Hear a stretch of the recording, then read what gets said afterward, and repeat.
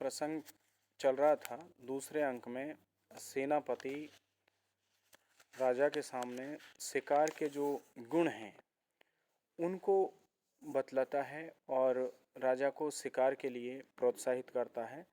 तो लगातार शिकार के बारे में वो कहते हैं कि लगातार धनुष की डोरी खींचने से उनके शरीर का जो अगला भाग है वो कठोर हो गया है और धूप को सहन करने के कारण पसीना भी नहीं आता है। इसके अलावा लगातार परिश्रम करने के कारण उनका जो शरीर है वो दुर्बल हो गया, लेकिन परिश्रम करने के कारण वो दुर्बल सा दिखलाई नहीं पड़ता है और वो एक पहाड़ी हाथी की तरह घूमते हुए दिखलाई पड़ते हैं। ये हमारा प्रसंग चल रहा था।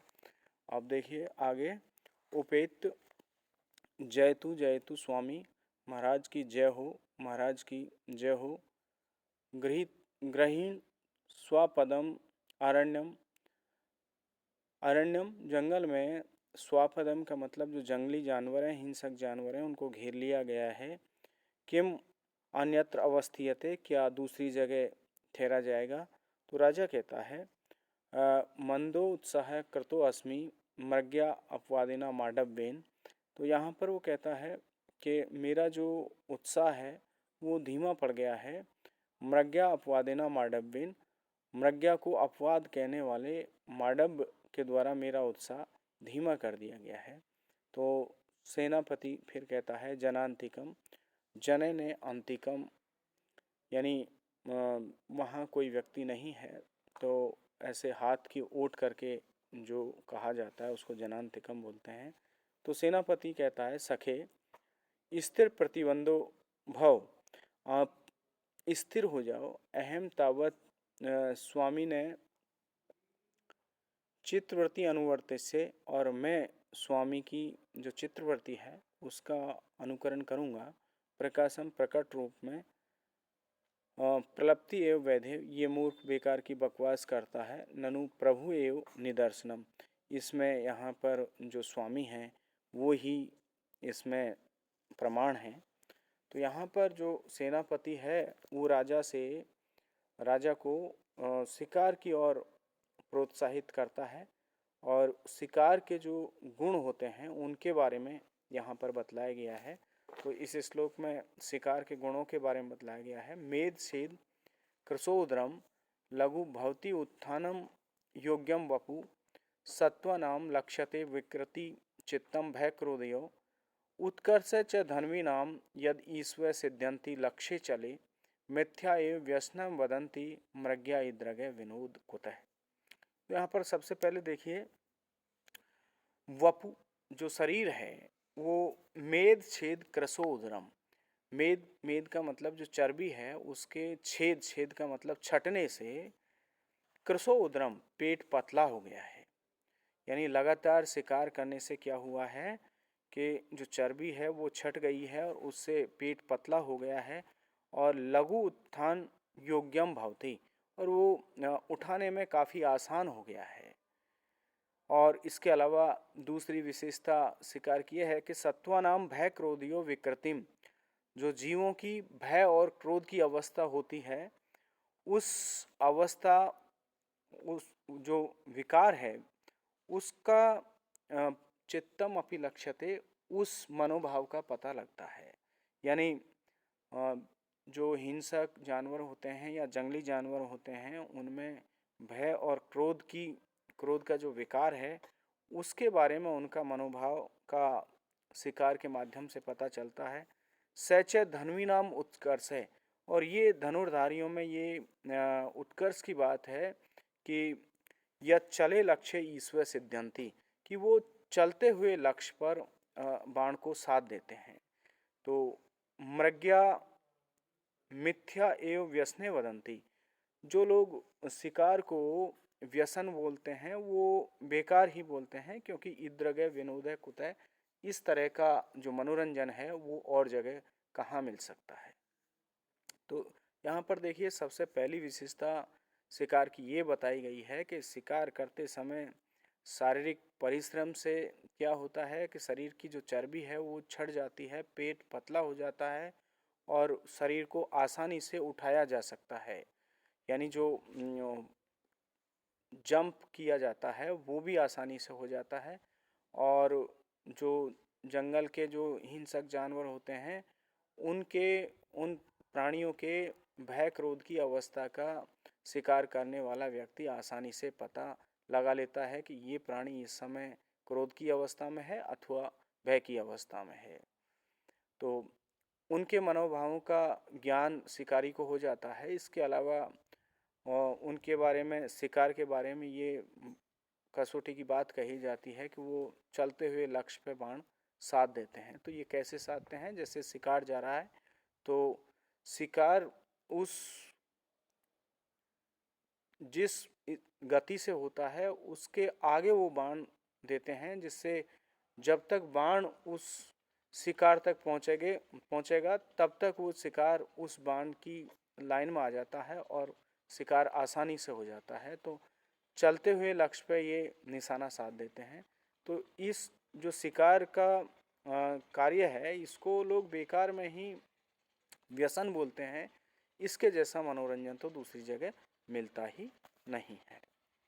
तो ये इस तरह से इसकी व्याख्या थी। अब देखिए इसकी व्याकरणात्मक टिप्पणी देख लेते हैं।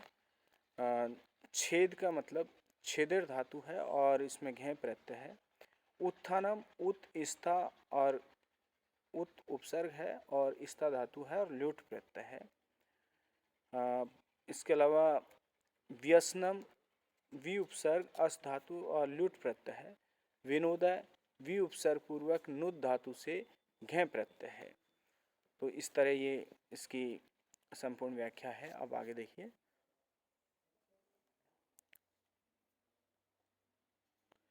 विदूषक है सरोषम, क्योंकि विदूषक शिकार का विरोध करता है और सेनापति शिकार का एक तरह से सपोर्ट करता है, उसका राजा का शिकार करने में साथ देता है।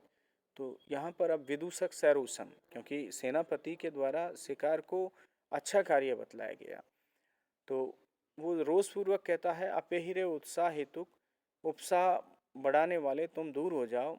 अत्र भगवान प्रकृति आपन्ने।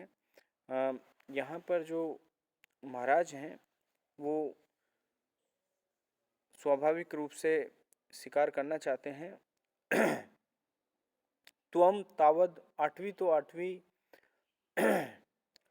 त्वम तावद आठवीं तो आठवीं आहुंड माने नर नासिका लोलुप जीर्ण रिक्षस कश्यापि मुखे पतिष्यति।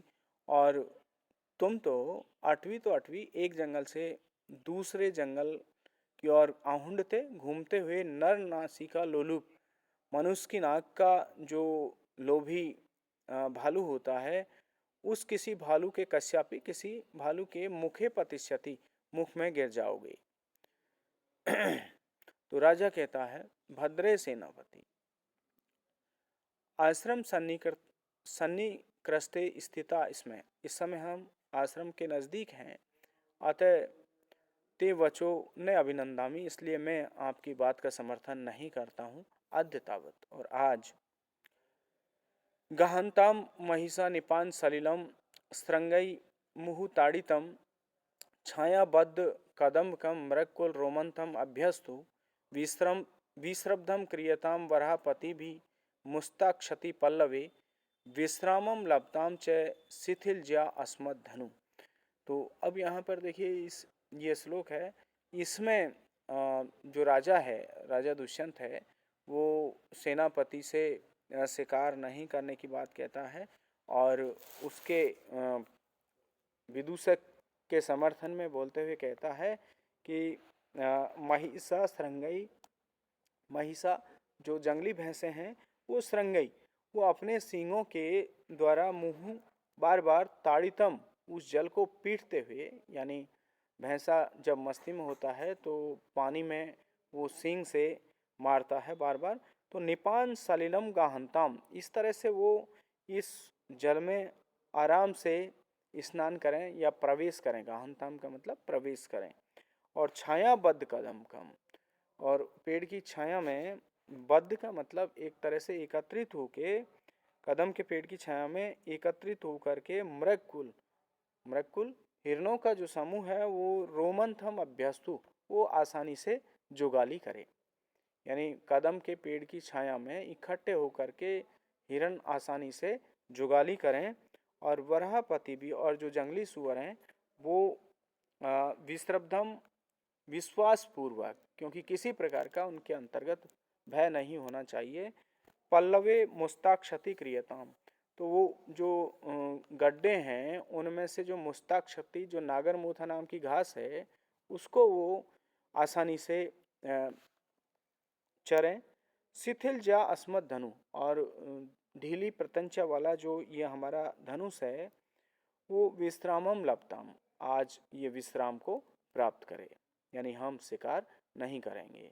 और ये जो जानवर हैं ये अपने दैनिक जो गतिविधियां हैं उनको अपने हिसाब से स्वतंत्र होकर के करें।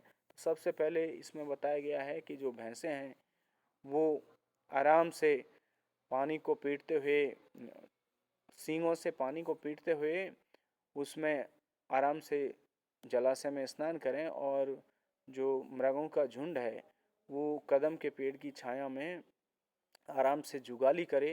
इसके अलावा जो जंगली सुअर हैं वो गड्ढों में, पोखरों में जो नागरमोथा नाम की घास है उसको आसानी से चरें।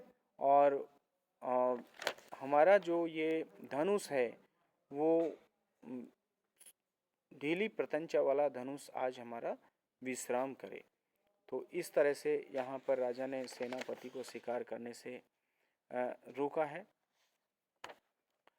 अब इसमें व्याकरणात्मक टिप्पणी देखते हैं। देखिए, विश्रब्धम, वी उपसर्ग पूर्वक श्रम धातु से घे प्रत्यय है।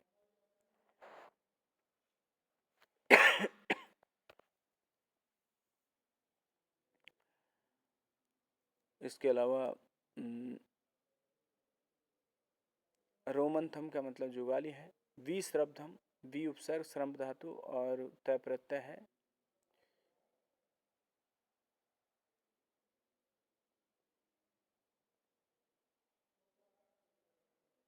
लबताम, लब धातु से विदलिंग लकार प्रथम पुरुष द्विवचन का रूप है लबताम। तो इस तरह से श्लोक है। अब आगे देखिए, सेनापति यत प्रभ विष्णुवे रोजते, जैसा स्वामी को अच्छा लगता है वैसा ही कार्य किया जाएगा। तो राजा तेन ही निर्वर्त्य पूर्वगतान वन ग्राहीण, यदि ऐसी बात है तो वनगतान पूर्व वन ग्राहीण पूर्वगतान वन ग्राहीण निर्वर्त्य, तो पूर्व में जो वन को घेरने के लिए जो सैनिक गए हैं उनको लौटा लीजिए। यथा न मे सैनिका तपोवनम उपरुंधन्तु, मेरे सैनिक तपोवन को नहीं रौंदें। तथा निषेधव्या, इसलिए उनका निषेध किया जाना चाहिए। पश, देखिए अब यहाँ पर राजा इस बात को इसलिए कहता है कि यहाँ नज़दीक तपोवन है, तो इस तपोवन में यहाँ पर शिकार नहीं करना है। और इसके अलावा जो सैनिक हैं वो जो तपोवन है उसको रौंदे नहीं। क्यों नहीं रौंदे, इसको इस श्लोक में बतलाया गया है। संप्रधानेषु तपोधनेषु गूढ़म ही दाहात्मकम अस्ति तेजय, स्पर्श अनुकूला इव सूर्यकांता अन्य तेजो अभिभवात वमंती। तो संप्रधानेषु तपोधनेषु, सम को ही प्रधान मानने वाले, यानी शांति को ही प्रधान मानने वाले जो तपस्वी लोग होते हैं उनमें दाहात्मक, दाहात्मक का मतलब जलाने वाला जो गूढ़ तेज होता है वो उनके अंतर्गत छिपा रहता है। गूढ़ का मतलब छिपा रहता है।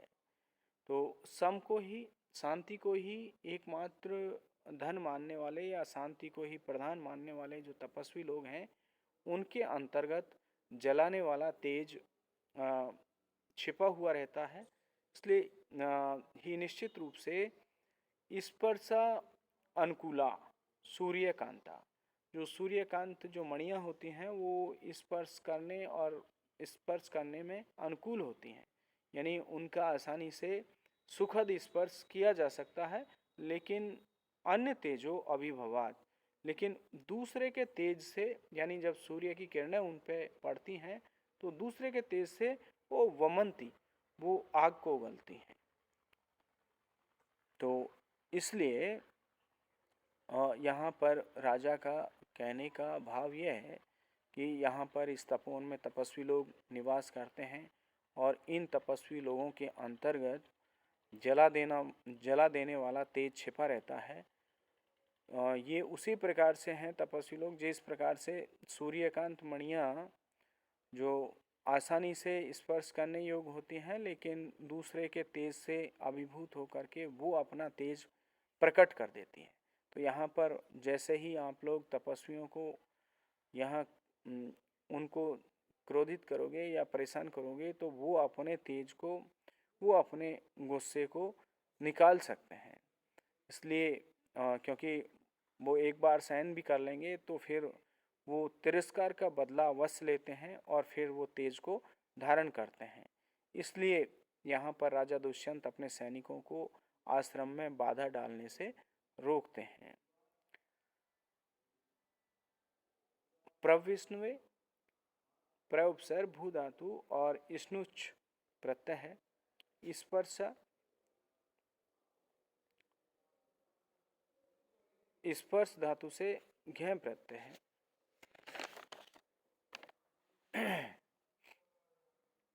तो इस तरह से ये श्लोक है। गूढ़म गू धातु से तय प्रत्यय है और वमंती का मतलब ये है यहाँ पर, जैसे उनको यदि सैनिक लोग यदि तपस्वियों के कार्यों में बाधा डालेंगे तो यहाँ पर उनका गुस्सा प्रकट करने से तात्पर्य यह है कि वो लोग श्राप दे देते हैं। तो वमंती का मतलब यहाँ पर श्राप से है। तो इस श्लोक का यहाँ लिखने का जो खास कारण है वो ये है कि तपस्वियों के यज्ञ अनुष्ठान इत्यादि कार्य में किसी प्रकार का विघ्न नहीं डालना चाहिए। ये राजा का यहाँ पर उद्देश्य है, इसलिए वो अपने सैनिकों को रोकते हैं। धन्यवाद।